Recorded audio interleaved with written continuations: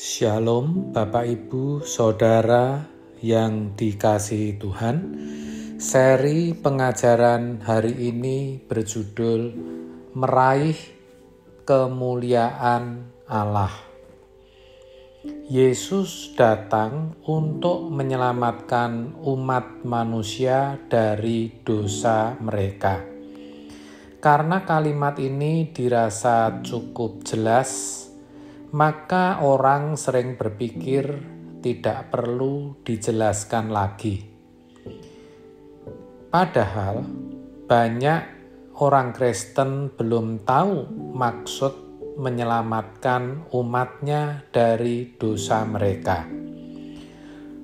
Dosa di sini bukan hanya dalam arti perbuatan yang telah kita lakukan, yang oleh pengorbanan Yesus di kayu salib, dosa kita diampuni, dihapus, atau dianggap tidak pernah ada, tidak pernah terjadi. Oleh darah Tuhan Yesus tersebut, kita dibenarkan di hadapan Allah. Tetapi bukan hanya itu, dosa juga menyangkut kodrat, natur, karakter, sifat yang sudah menyatu di dalam diri seseorang.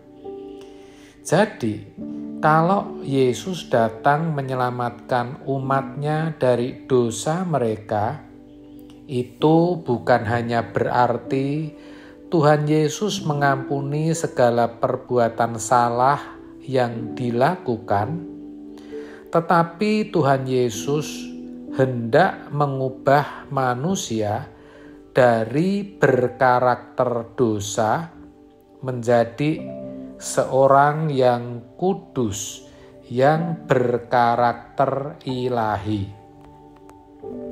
Banyak orang tidak mengerti. Mereka tidak tahu bagaimana dengan keadaan keberdosaan atau karakter dosa di dalam dirinya. Sehingga tanpa sadar, orang berpikir bahwa seakan-akan Allah menutup mata. Apapun keberadaan seseorang, yang penting Yesus telah mati di kayu salib, memikul dosa-dosa, maka sudah selesai. Padahal firman Tuhan jelas mengatakan bahwa mereka yang masuk ke dalam surga adalah orang-orang yang kudus, yang tidak bercacat dan tidak bercela.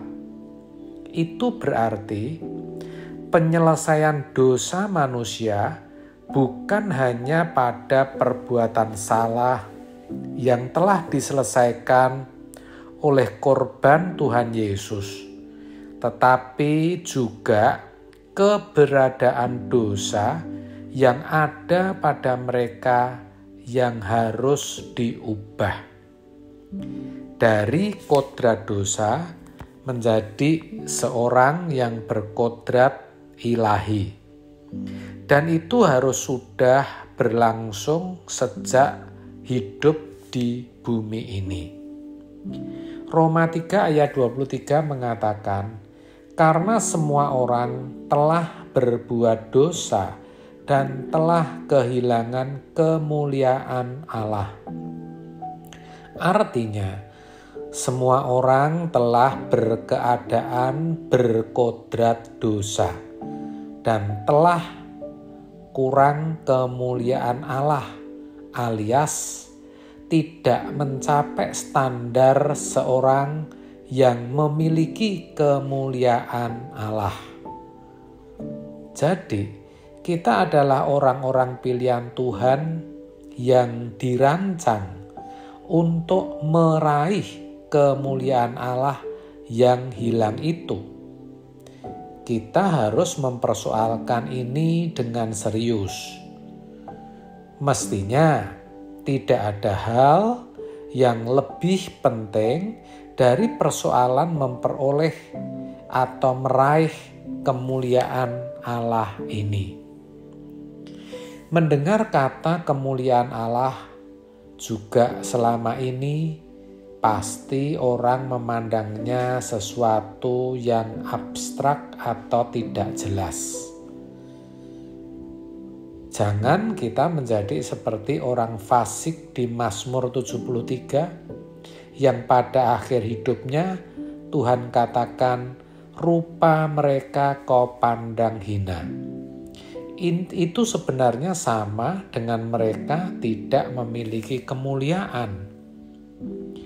Ya, karena mereka biasa membangun kemuliaan di atas materi, kekayaan, pangkat, gelar, kehormatan, sanjungan manusia, dan lain sebagainya. Seiring berjalannya waktu dan proses pembentukan Tuhan, baru kita bisa mengerti dan baru benar-benar mempersoalkan yang namanya meraih kemuliaan Allah ini.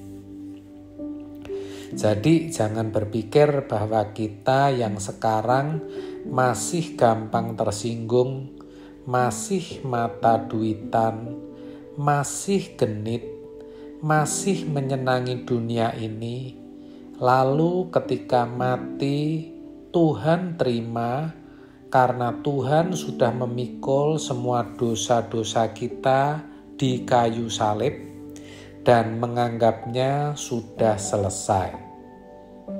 Jika demikian, maka surga akan dihuni oleh orang-orang yang masih bisa tersinggung, masih senang melukai orang lain, masih bisa berzina, masih bisa tidak jujur. Jadi, sejak kita hidup di dunia ini, kita sudah harus memperkarakan apakah kita sudah memiliki kemuliaan atau belum. Kita mengenali diri kita. Bagaimana reaksi waktu kita direndahkan atau difitnah?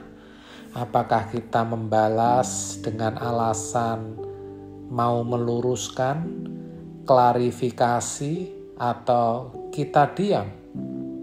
Waktu Tuhan Yesus difitnah dan disiksa, dia diam saja.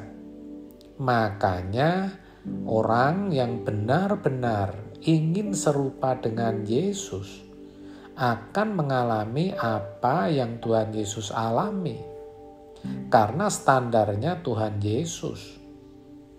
Pasti Allah Bapa akan proses kita untuk bisa memiliki bentuk yang serupa dengan Yesus. Karena orang-orang yang masuk surga adalah mereka yang telah melewati proses, bukan sekedar dosanya diampuni, dianggap tidak ada, atau dibenarkan. Sebab itu saudara, mari kita sama-sama berjuang untuk kembali meraih kemuliaan Allah yang telah hilang itu. Amin. Tuhan Yesus memberkati.